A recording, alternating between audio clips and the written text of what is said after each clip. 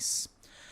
Coluna do Reinaldo Azevedo, vamos falar um pouquinho da espionagem, das considerações do Reinaldão. Golpistas e espiões em apuros mostram que o sistema de justiça está operando.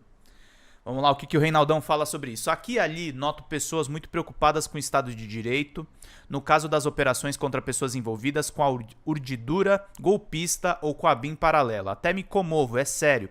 Algumas dessas almas generosas me acusavam de defender a impunidade quando eu apoiava as agressões ao devido processo legal nas estripulias da Lava Jato, de que eram adeptos fanatizados. E não foram poucas vezes em que eu vi algo mais ou menos assim: se a gente for cumprir a lei, não vai ter justiça. Ainda hoje, os adversários mais ferozes do governo Lula no colunismo e assemelhados são os viúvos e viúvas da operação que destruiu empresas, empregos e PIB, semeando moralismo vagabundo para colher bolsonarismo. Adiante.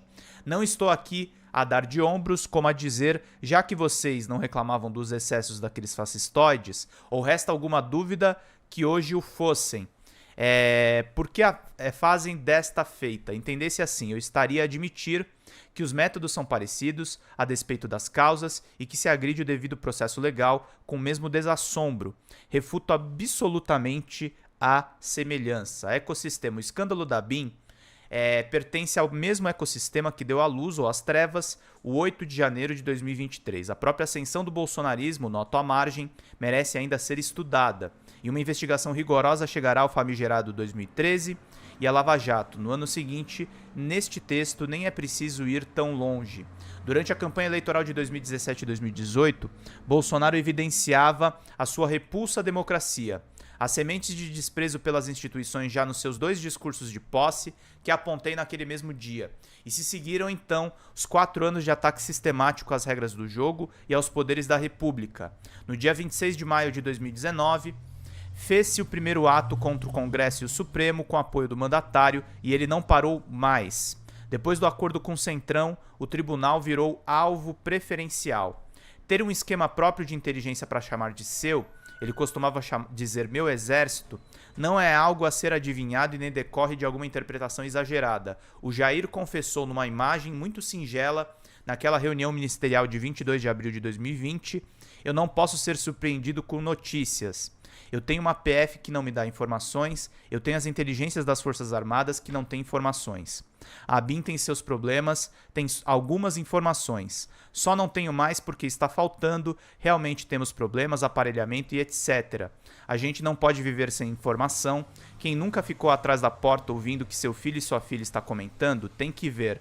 Depois que ela engravida, não adianta falar com ela mais, tem que ver antes, depois que o moleque encheu os cornos de droga, não adianta mais falar com ele, já era.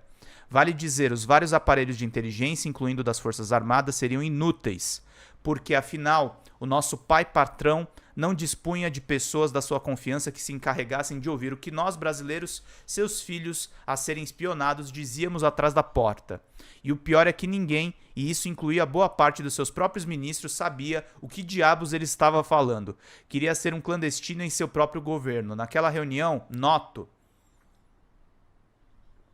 ele deixou claro que queria armar os brasileiros numa perspectiva de guerra civil. Ah, Reinaldo, mas tudo aquilo era conversa de uns destrambelhado, coisa sem consequência. Não se deve levar aquele destampatório a sério, não? Àquela altura ele já tinha dado passos importantes para armar a população, sob o silêncio cúmplice de Sérgio Moro, seu ministro da Justiça. É óbvio que eu não estou convocando aquele episódio como a prova de que Bolsonaro quis criar uma BIM paralela. O que se viu e ouviu ali, minhas caras e meus caros, foi a evidência ideológica, até porque, no que se respeita à coisa pública, saibam, um malfeito tipificado no Código Penal ou em alguma lei acessória sempre se faz preceder de uma decisão política. Lá estava a metafísica criminosa, metafísica que não pode levar ninguém para a cadeia, o crime, sim. A volta dos preocupados. Então volto para as pessoas preocupadas. Dadas as evidências colhidas pela PF, tanto no caso dos atos golpistas como do da BIM, qual seria o comportamento adequado e prudente da PF, da PGR e do Supremo? Não agir em nome da dita pacificação do país, fabricando a impunidade de uma súcia de golpistas que só acusam o autoritarismo de um regime de leis porque as suas intenções golpistas falharam? Pergunto, se eles tivessem vencido, então a democracia, como na fábula do sapo, deveria permitir que o escorpião lhe suba as costas para atravessar o rio, na certeza de que não seria aferroado, porque isso representaria a derrota de ambos?